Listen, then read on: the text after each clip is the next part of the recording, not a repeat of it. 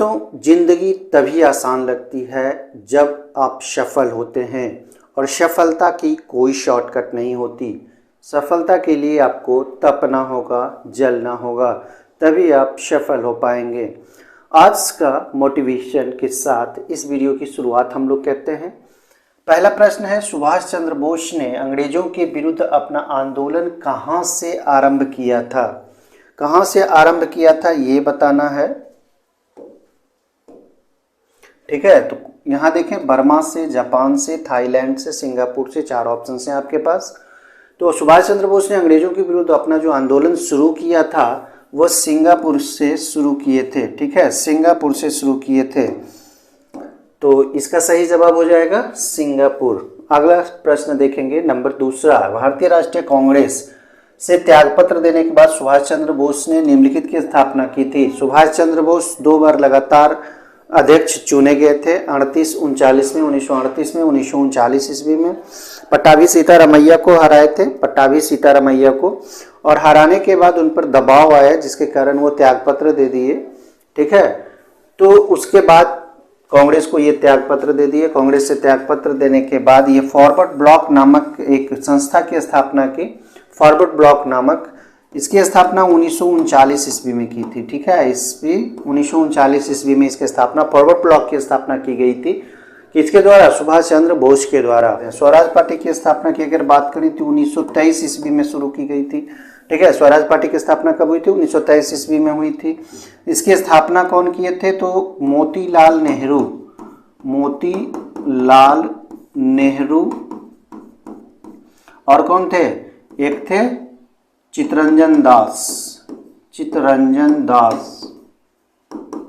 ठीक है, ये दोनों मिलकर 1923 ईस्वी में स्वराज पार्टी की स्थापना किए थे। Congress Samajwadi party, Congress socialist party की अगर यहाँ पे चर्चा करें तो ये 1934 ईस्वी में स्थापित की गई थी, 1934 ईस्वी में। मेन जो संस्थापक सदस्य थे वो कौन थे? जयप्रकाश नारायण, जयप्रकाश नारायण। ठीक है, जयप्रकाश नारायण। तो इस तरह से एक एक चीज़ों को आप समझते जाएं। Forward block, Swaraj party, Congress Samajwadi party. आगे देखेंगे तीसरा नंबर सवाल, किसी राजनीतिक दल को पंजीकृत दल, पंजीकृत मतलब रजिस्टर्ड दल होना है, रजिस्टर्ड दल होना है की स्थिति पाने के लिए कम से कम कितने प्रतिशत मत पाने चाहिए? देखिए, कोई भी राजनीतिक दल है, छोटा बड़ा बहुत सारे राजनीतिक दल हैं भारत में, तो राजनीतिक दल को पंजीकृत यानी कि रजिस्टर्ड होने के लिए कितना प्रतिशत कम से कम उसको लाना होगा वोट? तो ये प्रतिशतता है 2%। जितने मत पड़े हैं उसके 2% मत इसको आना चाहिए, तभी यह रजिस्टर्ड होगा। अगला नंबर सवाल देखेंगे, चौथा नंबर सवाल। चौथा कहता है किस अधिनियम द्वारा कंपनी अधिनियम समाप्त किया गया था? कंपनी अधिनियम कहने का मतलब है, कंपनी ईस्ट इंडिया कंपनी थी जो कि यहाँ पे शासन करती थी, व्यापार के साथ साथ शासन भी करती थी, और उसके गवर्नर जनरल हुआ करते थे। ठीक है, लेकिन 1857 की जो क्रांति हुई थी, 1857 की क्रांति हुई थी, उस समय जो यहाँ के लॉर्ड गवर्नर थे, गवर्नर जो थे वो लॉर्ड कैनिंग थे। 1857 की बात हम कर रहे हैं। तो 1857 ईस्वी में जब कैनिंग थे तो यहाँ का विद्रोह हुआ था। उसी समय विद्रोह को दबाने के लिए 1858 ईस्वी का अधिनियम आया था। ठीक है, तो 1858 ईस्वी का जो अधिनियम आया था, इसी के तहत कंपनी अधिनियम को क्या कर दिया गया था? समाप्त कर दिया गया था पूरी तरह से, और पूरा शासन जो था वो क्राउन के हाथ में चला गया था। क्राउन कहने का मतलब है कि ये इंग्लैंड में यानी कि ब्रिटेन में जो अंग्रेज शासन करते थे, जो अपना वहाँ का राजा था, वहाँ के शासन में चला गया। ठीक है, कहाँ का? भारत का शासन, जितना भी शासन था वो चला गया क्राउन के पास। ठीक है, और उस समय गवर्नर जनरल हुआ करता था, लेकिन 1858 के अधिनियम के बाद क्या हो गया? वायसराय नियुक्त किए गए, वायसराय नियुक्त किए गए। ये सारी चीज़ों को आपको समझना है, पढ़ना है। आगे देखेंगे 5वां नंबर, लोक लेखा समिति अपनी वार्षिक रिपोर्ट किसे पेश करती है? लोक लेखा समिति की बात कर रहे हैं, इसे हम बताएं, अगर आप क्लास किए होंगे तो हम ये बताए हैं कि लोक लेखा समिति अपनी वार्षिक रिपोर्ट किसे सौंपती है। तो क्वेश्चंस ये नहीं था, लेकिन लोक लेखा समिति के बारे में हम बताएं। लोक लेखा समिति जो अपनी वार्षिक रिपोर्ट होती है उसे किसे सौंपता है? लोकसभा अध्यक्ष को सौंपता है, लोकसभा अध्यक्ष को। ये बेहद इंपॉर्टेंट है। लोक लेखा समिति में सदस्यों की संख्या की अगर हम बात करें, सदस्यों की संख्या की अगर हम बात करें तो कितना है? ये है 22। लोक लेखा समिति के सदस्यों की संख्या 22 है और ये प्रत्येक वर्ष गठित होती है, प्रत्येक वर्ष गठित होती है, प्रत्येक वर्ष यह गठित होती है। इसके जो अध्यक्ष होते हैं, अध्यक्ष की अगर हम बात करें तो विपक्ष दल के नेता होते हैं, विपक्षी जो दल होते हैं उसी के नेता होते हैं, विपक्षी दल के नेता। विपक्षी दल के नेता लोक लेखा समिति के अध्यक्ष होते हैं। इसमें सदस्यों की संख्या 22 होती है। लोकसभा से कितने सदस्य होते हैं? लोकसभा से 15 सदस्य होते हैं, 15 सदस्य लोकसभा से होते हैं। और राज्यसभा से कितने सदस्य होते हैं? राज्यसभा की अगर हम बात करें तो इसमें 7 सदस्य होते हैं, 7 सदस्य होते हैं। और प्रत्येक साल इसका गठन होता है और इसके जो अध्यक्ष होते हैं वो विपक्षी दल के नेता होते हैं। इसे याद रखना है। और ये अपना कहाँ सौंपता है? तो लोकसभा अध्यक्ष को अपना रिपोर्ट सौंपता है।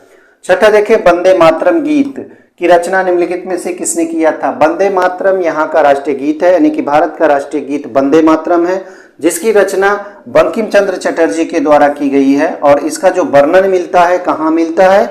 आनंद मठ में मिलता है। कहाँ मिलता है? आनंद मठ नामक पुस्तक में मिलता है, जो कि बंकिम चंद्र चटर्जी के द्वारा लिखित पुस्तक है। और आनंद मठ में कौन चीज का वर्णन मिलता है? एक और वर्णन मिलता है, सन्यासी विद्रोह का वर्णन मिलता है। ठीक है, आनंद मठ में कौन चीज का विद्रोह मिलता है? सन्यासी विद्रोह का वर्णन मिलता है। आनंद मठ से ही ये वंदे मातरम लिया गया है। पहली बार इसे गाया गया था 1896 के अधिवेशन में, 1896 ईस्वी के कांग्रेस के अधिवेशन में। और इसकी अध्यक्षता कौन किए थे? सयानी, रहमतुल्लाह सयानी इनको बोला जाता है। ये अध्यक्ष 1896 के अधिवेशन में। कहाँ अधिवेशन हुआ था? कलकत्ता में। ये सारी चीज हम बताते जा रहे हैं, बताते हैं तो याद रखना है। वीरभूमि समाधि स्थल, समाधि स्थल कहाँ है? तो ये दिल्ली में स्थित है। अगर हम राजीव गांधी, वीर भूमि किसकी समाधि है? ये राजीव गांधी की समाधि है। अगर हम इंदिरा गांधी की बात कर लें तो शक्ति स्थल, शक्ति स्थल बोला जाता है इंदिरा गांधी की समाधि को। ठीक है, लाल बहादुर शास्त्री की अगर बात करें तो विजय घाट, विजय घाट बोला जाता है। लाल बहादुर शास्त्री का जो समाधि स्थल है उसे विजय घाट कहते हैं। इंदिरा गांधी का शक्ति स्थल। अगर राजीव गांधी की बात करें तो वीरभूमि। आगे देखें, दिलवारा के मंदिर एक उदाहरण है। दिलवारा में जैन मंदिर है। दिलवारा में किस चीज का मंदिर है? जैन मंदिर है। याद रखना है, जैन मंदिर, जैन मंदिर है। और यह माउंट आबू, माउंट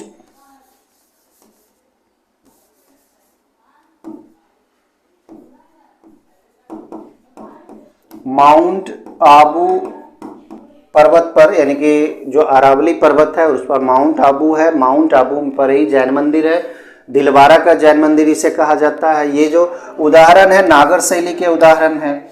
नागर शैली किधर चलता है? देखिए, नागर, ये सब शैली जो है ये मंदिर बनाने की शैली है। ठीक है, जैसे कि द्रविड़ शैली को अगर हम कहें तो ये दक्षिण में, ठीक है, ये दक्षिण के जो मंदिर होते हैं उसमें ये अपनाए जाते हैं द्रविड़ शैली। दक्षिण में जो मंदिर बनते हैं। नागर शैली अगर बात करें तो ये उत्तर भारत में जो भी मंदिर बनाए जाते हैं वो नागर शैली के बनाए जाते हैं। और दोनों का सम्मिश्रण की अगर बात करें तो ये बेसर शैली होता है।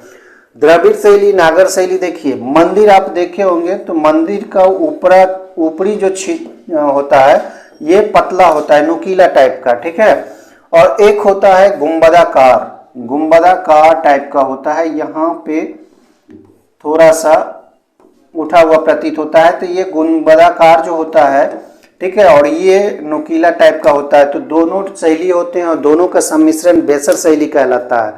तो इस चीज को याद रखना है। दिलवारा का जो मंदिर है जैन मंदिर है, माउंट आबू पर स्थित है और यह नागर शैली का एक उदाहरण है। 9वां नंबर, घावों को शीघ्र भरने में सहायता करने वाला विटामिन। कौन ऐसा विटामिन है जो घाव को भरता है, जल्दी से भरता है? तो वो है विटामिन सी। एक एक प्रश्नों को आप ध्यान से देखें। विटामिन सी जो होता है वो घावों को भरने में सहायता करता है। विटामिन के की यहाँ पे चर्चा कर ले तो विटामिन के जो होता है रक्त स्कंदन में सहायता करता है, रक्त को थक्का जमाने में मदद करता है ये। आगे 10वां नंबर, कला की गंधार शैली की बात हो रही है। कहाँ से उत्पत्ति हुई है इसकी? गंधार शैली। गंधार शैली के बारे में आपको पता होगा कि ये बुद्ध की जो प्रतिमा बनाई गई है, अधिकतर प्रतिमा गंधार शैली की बनी हुई है, गंधार शैली से बनी हुई है। ये कनिष्क के राज्यकाल में इसकी उत्पत्ति हुई थी। आगे देखेंगे 11 नंबर। 11 कहता है भारत सरकार को कानूनी विषयों पर कौन परामर्श देता है? कानूनी विषयों पर जो परामर्श देता है इसे हम अटॉर्नी जनरल के नाम से जानते हैं। अटॉर्नी जनरल, इसको हम करवा चुके हैं, पढ़े हैं अटॉर्नी जनरल। अटॉर्नी जनरल को हम लोग महान्यायवादी कहते हैं, महान्यायवादी कहते हैं, ठीक है, महान्यायवादी कहते हैं। और इसका जो नियुक्ति करता है ये कौन करता है? राष्ट्रपति के द्वारा इसकी नियुक्ति की जाती है, राष्ट्रपति के द्वारा इसकी नियुक्ति की जाती है। अगर बात करें इसका कार्यकाल की तो कार्यकाल जो होता है वो राष्ट्रपति के प्रसाद पर्यंत होता है। क्या होता है? प्रसाद पर्यंत होता है। ये याद कर लें, इससे बार बार परीक्षाओं में पूछ लिए जाते हैं। महान्यायवादी की नियुक्ति राष्ट्रपति करता है और इसका जो कार्यकाल होता है वो राष्ट्रपति के प्रसाद पर्यंत होता है, ठीक है। जब भी राष्ट्रपति चाहे तो इसे रख सकता है और इसे हटा भी सकता है। तो अटॉर्नी जनरल को महान्यायवादी कहते हैं। और यह अनुच्छेद, इसे भी याद कर लें, अनुच्छेद ये 76 में वर्णित है, अनुच्छेद 76 में वर्णित है, संविधान के अनुच्छेद 76 में अटॉर्नी जनरल वर्णित है। आगे देखेंगे, भारत में शांति स्वरूप भटनागर अवार्ड किस क्षेत्र में योगदान के लिए दिया जाता है? शांति स्वरूप भटनागर अवार्ड की अगर हम चर्चा कर लें तो ये 1947 ईस्वी में इसकी स्थापना की गई थी और तभी से यह शांति स्वरूप भटनागर अवार्ड दिया जाता है।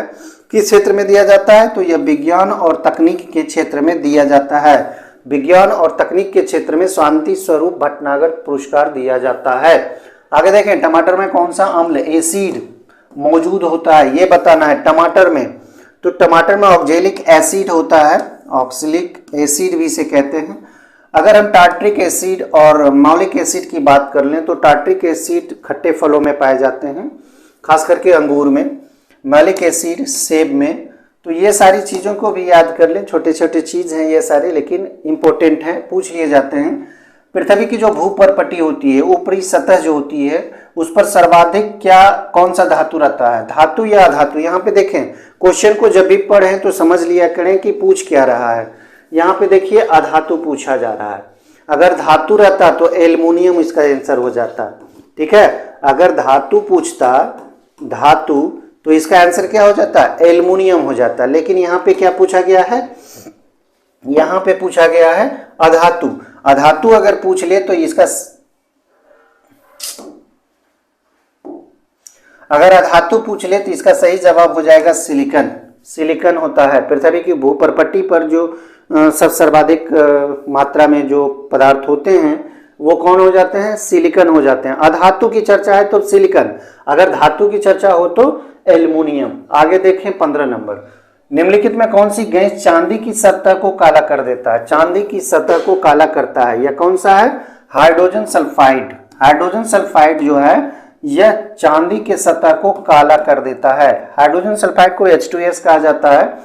देखिए, हाइड्रोजन सल्फाइड की उपस्थिति के कारण, जब भी हाइड्रोजन सल्फाइड होता है, ये जब उपस्थिति होता है चांदी पर, तब यह क्या बना लेता है? ये बना लेता है सिल्वर आयोडाइड। उससे मिलकर क्या बना लेता है? चांदी से मिलकर सिल्वर सल्फाइड बनाता है।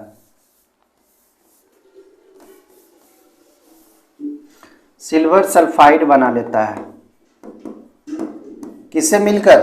हाइड्रोजन सल्फाइड से मिलकर चांदी प्रतिक्रिया करता है, ये क्या कर लेता है? सिल्वर सल्फाइड बना लेता है। और सिल्वर सल्फाइड की उपस्थिति से ही चांदी क्या हो जाता है? काला हो जाता है। आगे देखेंगे 16, घेघा, जिसे हम लोग वाइटर रोग भी कहते हैं, किस ग्रंथि के बढ़ने के कारण होता है? समझें, यहाँ पे देखिए थायराइड है, पैराथायराइड है, एड्रिनल ग्लैंड है, पिट्यूटरी ग्लैंड है। इसे हिंदी में अगर कहें तो अबटू, प्रावटू, अधिवृक्क और पीयूषिका, ठीक है। तो ये थायराइड ग्रंथि जब बढ़ता है तो यह घेघा रोग कहलाता है। घेघा रोग कहाँ पे होता है? ये गले के पास होता है, ठीक है। कहाँ होता है? गले के पास होता है घेघा रोग। और इसमें क्या होता है कि आयोडीन की मात्रा जब घट जाती है शरीर में, आयोडीन की मात्रा जब शरीर में कम हो जाती है, शरीर में जब आयोडीन की मात्रा कमती है, तब यह क्या होता है? थायराइड ग्रंथि इन्फेक्शन होने लगता है और यह बढ़ने लगता है, जिसके कारण ये घेघा रोग होता है, ठीक है। ये लाइलाज बीमारी है, याद रखना है इस चीज को, इससे बचना है तो आयोडीन की मात्रा हमेशा भोजन में होनी चाहिए, तभी आप सुरक्षित हैं घेघा से। आतिशबाजी में हरा रंग जो होता है, आतिशबाजी समझते होंगे आप, इसमें हरा रंग जो होता है वो किसकी उपस्थिति के कारण होता है? ऑप्शंस देखें तो तीसरा ऑप्शन है कि बेरियम जो होगा, ये आपका सही जवाब हो जाएगा। बेरियम की उपस्थिति के कारण आतिशबाजी जब हम लोग करते हैं तो उसमें हरा रंग निकलता है। लेकिन वहीं अगर चटकीला रंग की बात करें तो स्ट्रोंसियम की चर्चा करेंगे हम, ठीक है। चटकीला रंग कैसे निकलता है? स्ट्रोंसियम के कारण। वहाँ आतिशबाजी में स्ट्रोंसियम अगर है तो वो उससे चटकीला रंग निकलता है आतिशबाजी में।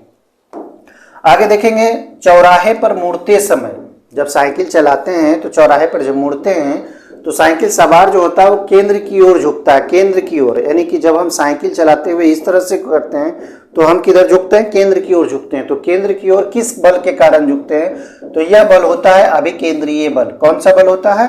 अभिकेंद्रीय बल के कारण ही कोई साइकिल सवार झुकता है। दोस्तों एक एक प्रश्न बेहद इंपॉर्टेंट है। जीएस की जो तैयारी कराई जा रही है आपके लिए, लगातार रोज क्लास ये किया जा रहा है और संभवतः रोज ही होगा, रोजाना शाम को आएगा ये। तो दोस्तों प्यार दें और ज़्यादा से ज़्यादा शेयर करें। जितने शेयर करेंगे दोस्त उतने मेरे लिए बहुत आभार होगा आपके लिए।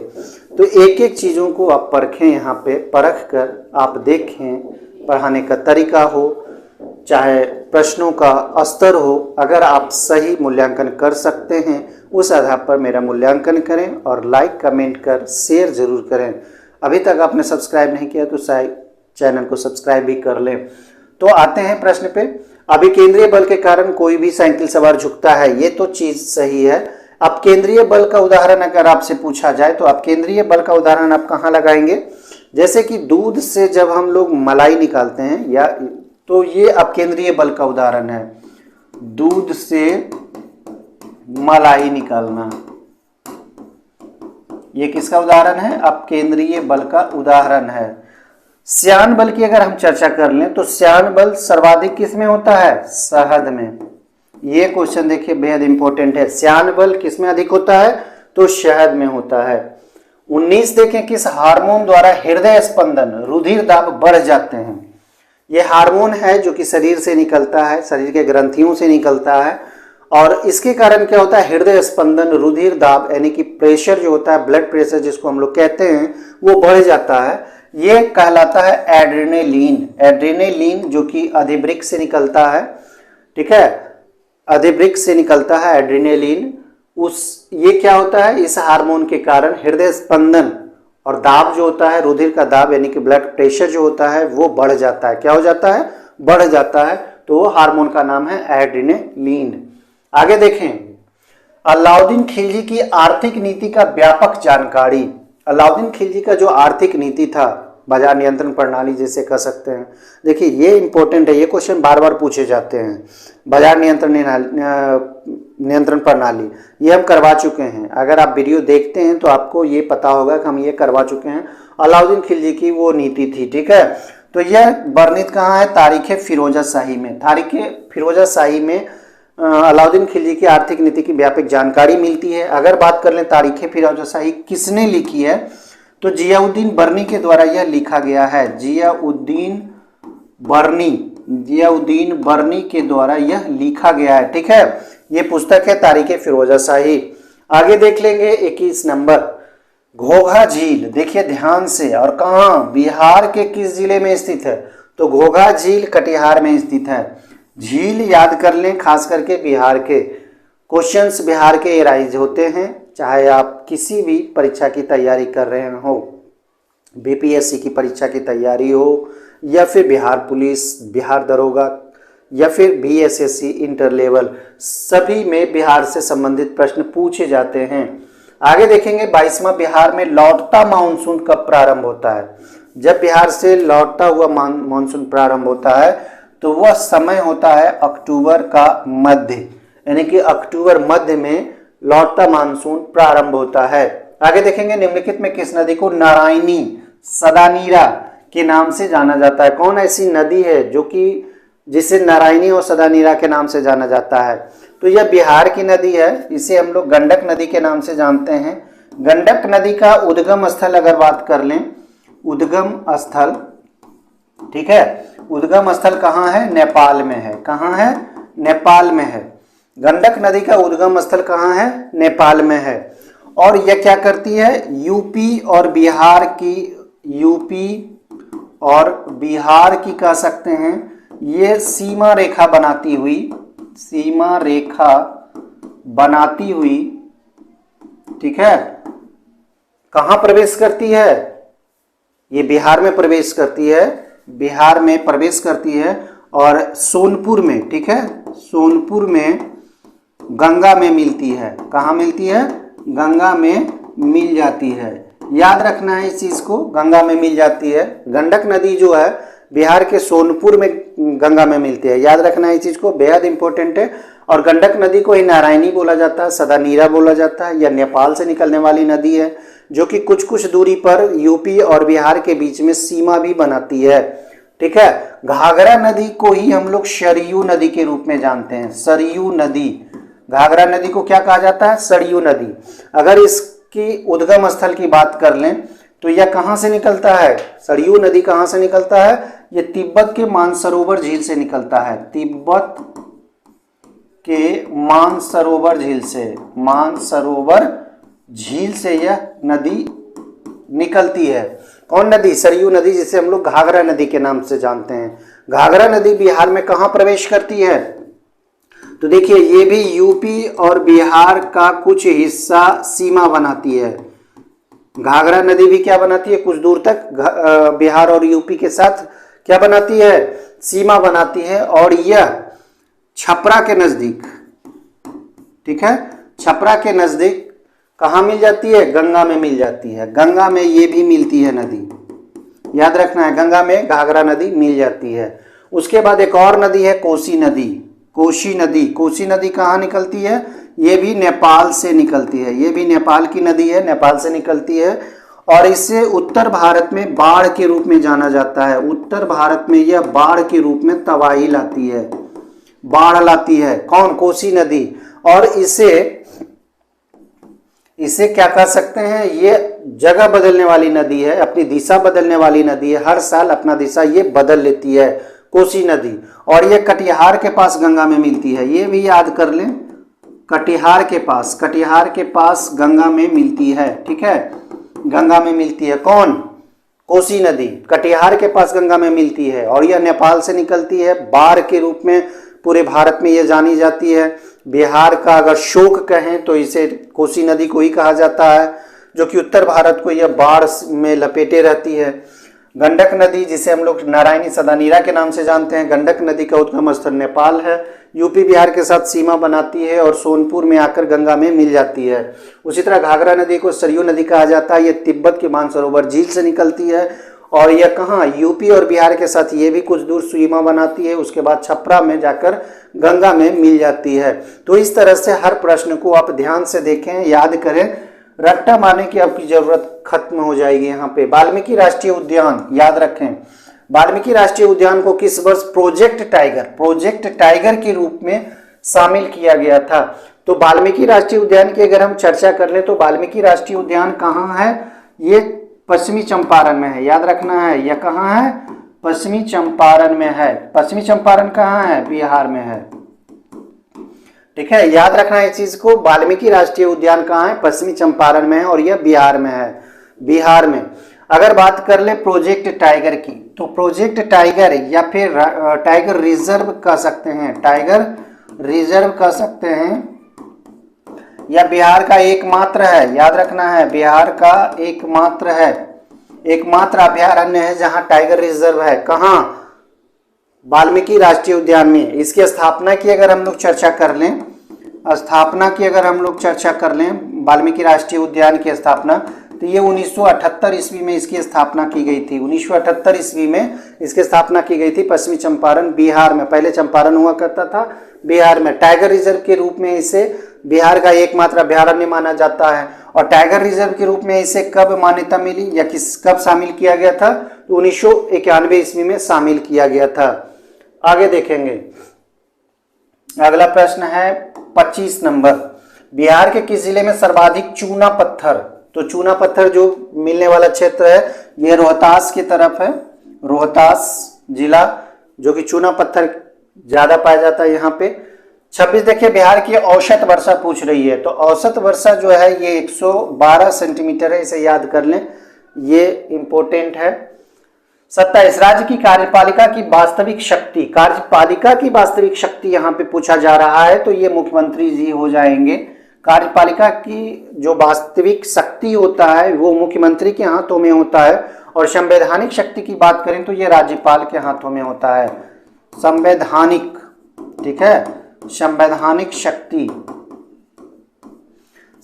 शक्ति किसके हाथ में होती है? राज्यपाल के हाथ में होती है। आगे देखेंगे 28 नंबर, विद्युत चुंबकीय तरंगों की पहचान सबसे पहले किसने की थी? विद्युत चुंबकीय तरंगों की पहचान सबसे पहले हटर्ज के द्वारा किया गया था। देखिए, एक एक प्रश्न आपके लिए इंपॉर्टेंट है। आप किसी भी परीक्षा की तैयारी क्यों ना कर रहे हो, बुक उठाकर देख लें, आपको कहीं ना कहीं ये मिल ही जाएंगे। हर प्रश्न ये इंपॉर्टेंट है। आगे देखेंगे 29 नंबर सवाल, लंबे समय तक कार्य करने से मांसपेशियां थक जाती है, तो मांसपेशियों में लैक्टिक अम्ल बनने लगता है। क्या बनने लगता है? लैक्टिक अम्ल बनने लगता है, जिसके कारण मांसपेशी जो होती है वो थक जाती है। रेबीज के टीके की खोज पूछा जा रहा है, किसने की थी? टीका की खोज याद रखना है। तो ये पुआस्चर के द्वारा खोजी गई थी। किस चीज का? रेबीज का। कल ही हम बताए हैं रेबीज कैसे फैलता है। रेबीज क्या है? वायरल डिजीज है जो कि कुत्ता के काटने में से फैलता है। ये वायरल डिजीज है रेबीज। अगर जैनर की हम लोग बात कर लें तो सबसे पहले सर्वप्रथम टीके की खोज की गई थी। सर्वप्रथम टीके की खोज किसके द्वारा किया गया था? ये जैनर के द्वारा किया गया था। इसे भी आप लोग याद रखें, ये परीक्षा में पूछ लिए गए हैं। बिहार में व्यक्तिगत सत्याग्रह के पहले सत्याग्रही, पहले ऑल ओवर इंडिया की बात कर लें, व्यक्तिगत सत्याग्रह कब हुआ था? 1940 ईस्वी में हुआ था। ठीक है, 1940 ईस्वी में व्यक्तिगत सत्याग्रह हुआ था। भारत में भी और बिहार में भी हुआ था। तो व्यक्तिगत सत्याग्रह कब हुआ था? 1940 ईस्वी में। भारत और बिहार दोनों में कह सकते हैं। ठीक है, अगर हम बिहार की चर्चा करें तो सबसे पहले सत्याग्रही बनाया गया था श्री कृष्ण सिंह को। श्री कृष्ण सिंह जो बिहार के पहले मुख्यमंत्री रह चुके हैं, तो श्री कृष्ण सिंह को पहले सत्याग्रही बनाया गया था। ठीक है, व्यक्तिगत सत्याग्रह। दूसरे की अगर बात कर ले तो ये अनुग्रह नारायण सिंह थे। अनुग्रह नारायण सिंह को दूसरा व्यक्तिगत सत्याग्रह के लिए चुना गया था। अगर बात कर लें भारत की, भारतीय स्तर पर, देश स्तर पर, तो ये जो पहले सत्याग्रही थे वो कौन थे? ये कौन थे? ये थे विनोबा भावे। ठीक है, याद रखना है, पहले सत्याग्रही विनोबा भावे जो कि भारतीय स्तर पर थे।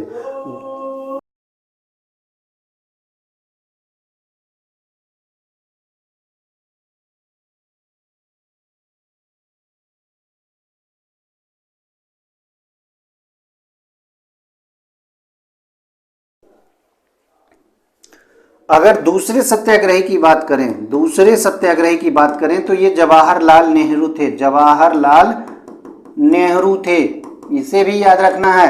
तीसरा पूछ दिया जाता है जो कि ब्रह्मदत्त थे। कौन थे? ब्रह्मदत्त थे। तो ये भी पूछ दिया जाता है। यहाँ पे बिहार में व्यक्तिगत सत्याग्रह के पहले सत्याग्रही पूछा जा रहा है, तो कृष्ण सिंह।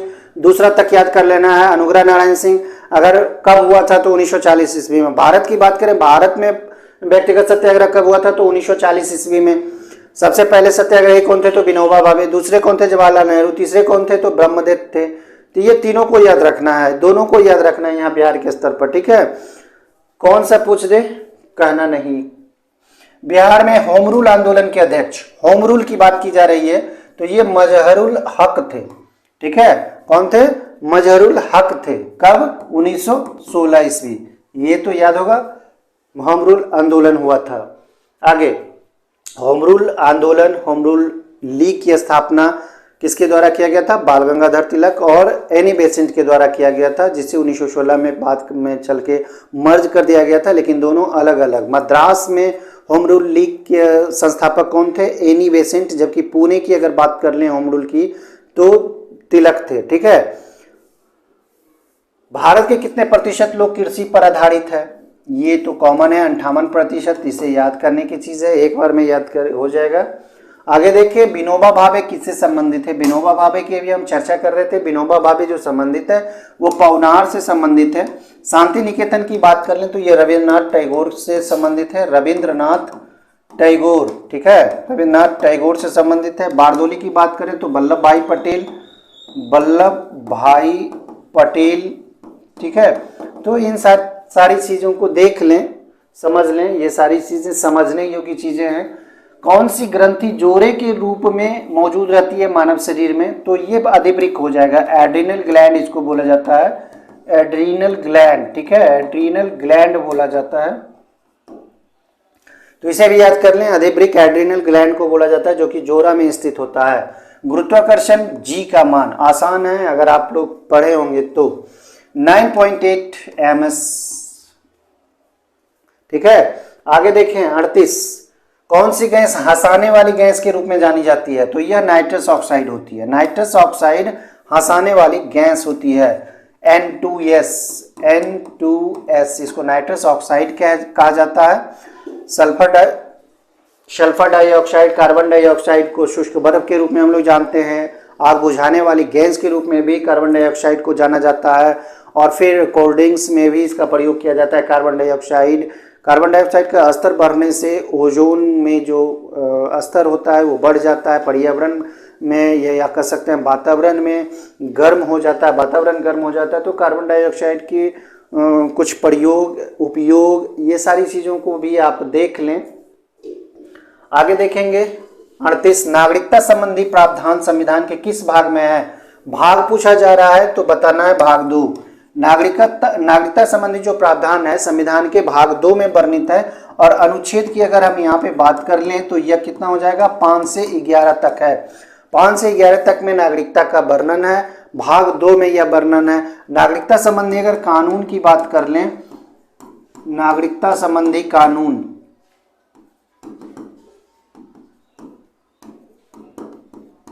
कब लाया गया था भारत में? 1955 ईस्वी में। इसे भी याद रख लें, सबसे पहले नागरिकता संबंधी जो कानून लाया गया था वो 1955 ईस्वी में भारत में लागू किया गया था।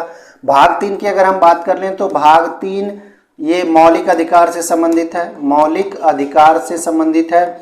इसे भी याद रखें आप लोग, मौलिक अधिकार से संबंधित है। और यह अनुच्छेद कहाँ वर्णित है? अनुच्छेद वर्णित है 12 से लेके 35 तक। अनुच्छेद 12 से 35 तक में मौलिक अधिकार है और भाग 3 में वर्णित है। भाग 4 की अगर हम बात कर लें तो भाग 4 में कौन सी है? राज्य के नीति निर्देशक तत्व है, राज्य के नीति निर्देशक तत्वों का वर्णन मिलता है। ठीक है, और यह अनुच्छेद कहाँ है? अनुच्छेद है 36 से लेके 51 के मध्य। अनुच्छेद 36 से 51 के मध्य राज्य के नीति निर्देशक तत्व है। भाग 4 में यह वर्णित है। भाग 1 में कह सकते हैं राज्यों से संबंधित वर्णित है, राज्य का वर्णन यहाँ पे मिलता है। और अनुच्छेद कहाँ से कहाँ तक? 1 से लेके 4 तक भाग 1 में। आगे देखेंगे 39 नंबर सवाल। 39 कहता है बड़े नगरों में स्थानीय स्वशासन की संस्था कहलाती है।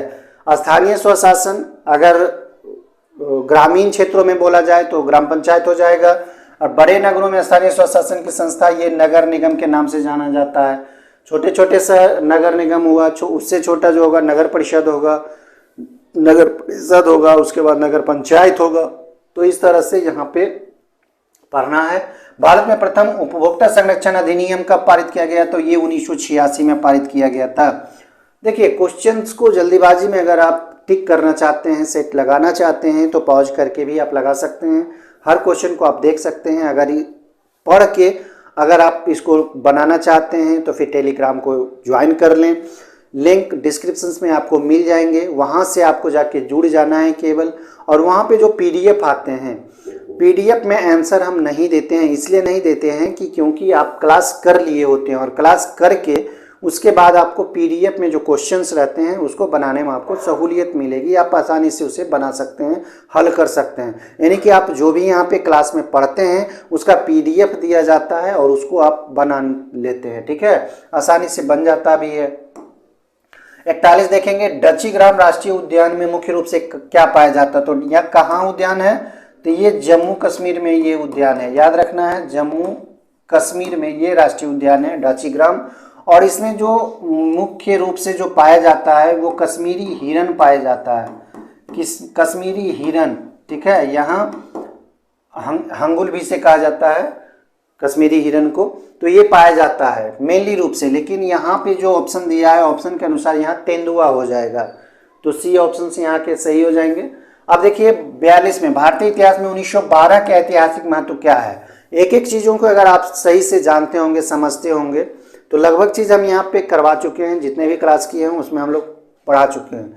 महात्मा गांधी का जो दक्षिण अफ्रीका से वापसी हुआ है ये 1915 ईस्वी में हुआ था।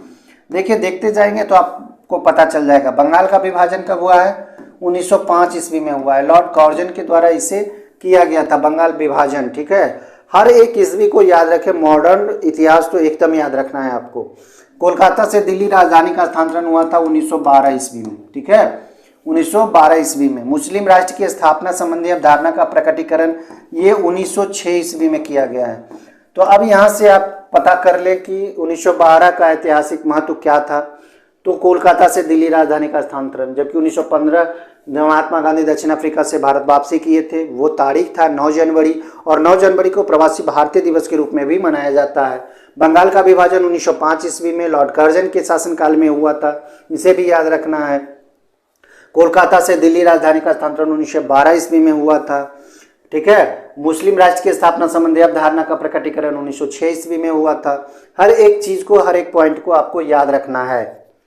अब देखिए 1858 ईस्वी में भारत के प्रथम वायसराय और अंतिम गवर्नर जनरल, 1858 का जो शासन अधिनियम आया था उसके अनुसार लॉर्ड कैनिंग को सबसे पहला वायसराय बनाया गया था। उससे पहले गवर्नर जनरल हुआ करते थे। भारत में क्या हुआ करते थे?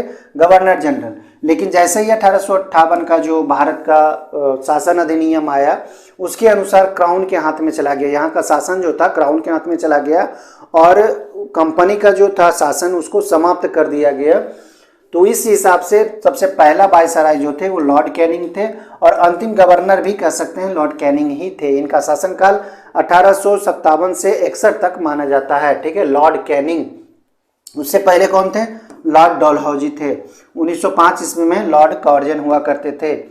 आगे देखिए, लोकटक झील किस प्रांत में स्थित है? झील के बारे में आप पढ़े होंगे, जियो से संबंधित प्रश्न है। तो लोकटक झील के बारे में अगर आप जानते होंगे तो ये मणिपुर में स्थित है। लोकटक झील को तैरता हुआ झील भी कह सकते हैं, तैरता हुआ झील, ठीक है, तैरता हुआ झील भी इसे कहा जाता है। और यह पूर्वोत्तर भारत का क्या है? सबसे बड़ी मीठे पानी की झील है, सबसे बड़ी मीठे पानी की झील, मीठे पानी की झील है कौन? लोकटक झील, जो कि मणिपुर में स्थित है। याद रखना है इस चीज को, पूर्वोत्तर भारत की सबसे बड़ी मीठे पानी की झील है। 45, अभी भारत के कितने राज्यों में द्विसदनात्मक विधानमंडल है? विधानमंडल कहने का मतलब है कि इसमें विधान परिषद और विधानसभा दोनों आते हैं। विधान परिषद और विधान सभा। तो विधान परिषद और विधानसभा जिस जिस राज्य में है उसे विधानमंडल के नाम से जानते हैं। और अगर बात कर ले कितने राज्यों में है तो यह 6 राज्यों में है। पूरे भारत में मात्र 6 राज्यों में द्विसदनात्मक विधानमंडल है। कौन कौन से 6 राज्य हैं इसे याद रख लें, ये मुश्किल से गिनती से हैं इसलिए इसे याद रखना आसान है। एक बिहार है, बिहार को याद रखें। उसके बाद उत्तर प्रदेश आ जाता है, यूपी का नंबर आता है।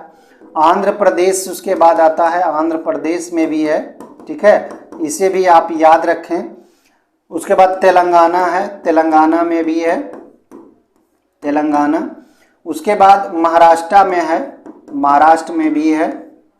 उसके बाद कह सकते हैं 1 2 3 4 5, कर्नाटक में भी है। तो ये 6 राज्यों में द्विसदनात्मक विधानमंडल है, यानी कि विधानसभा भी है और विधान परिषद भी है। तो 6 याद रखना है। आगे देखेंगे 46, थर्ड वर्ल्ड शब्द का प्रयोग किनके संदर्भ में किया जाता है? तो यह विकासशील देश है। विकासशील देश को थर्ड वर्ल्ड भी बोला जाता है। आगे देखेंगे 47, भीम बांध अभयारण्य जो कि मुंगेर में है, किस तरह का वन प्रदेश है ये? तो ये जो वन प्रदेश है ये शुष्क पतझड़ वन का प्रदेश है, ठीक है। भीम बांध अभयारण्य जो कि मुंगेर में स्थित है। अगर पूरे बिहार में सबसे बड़ा अभयारण्य की बात करें, सबसे बड़ा अभयारण्य बिहार का, ठीक है, बिहार का, ये भी ध्यान देना, बिहार का, तो ये कैमूर हो जाएगा। कैमूर अभयारण्य जो है वो बिहार का सबसे बड़ा अभयारण्य है। आगे 48, शेरशाह का मकबरा स्थित है। शेरशाह का मकबरा आसान है, सासाराम में है, रोहतास सासाराम। आगे देखेंगे 49, बिहार प्रांतीय सम्मेलन का पहला अधिवेशन कहाँ हुआ था? बिहार प्रांतीय सम्मेलन, अगर इसकी स्थापना की बात कर लें तो ये 1908 ईस्वी में सबसे पहले हुआ था, स्थापना दिवस में ही हुआ था। और इसका सम्मेलन जो पहला अधिवेशन जो किया गया था ये पटना में किया गया था, ठीक है, इसे याद रखना है। बिहार प्रांतीय सम्मेलन का पहला अधिवेशन कहाँ हुआ था? तो यह पटना में हुआ था, 1908 ईस्वी में हुआ था।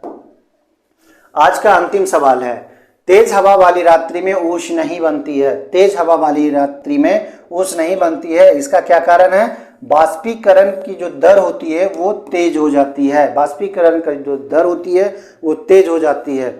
दोस्तों, अंतिम तक अगर आप देख रहे हैं तो इसका मतलब है कि आप चाहते हैं इस तरह के वीडियो आए, तो लाइक और कमेंट करें, शेयर जरूर करें और सब्सक्राइब कर लें।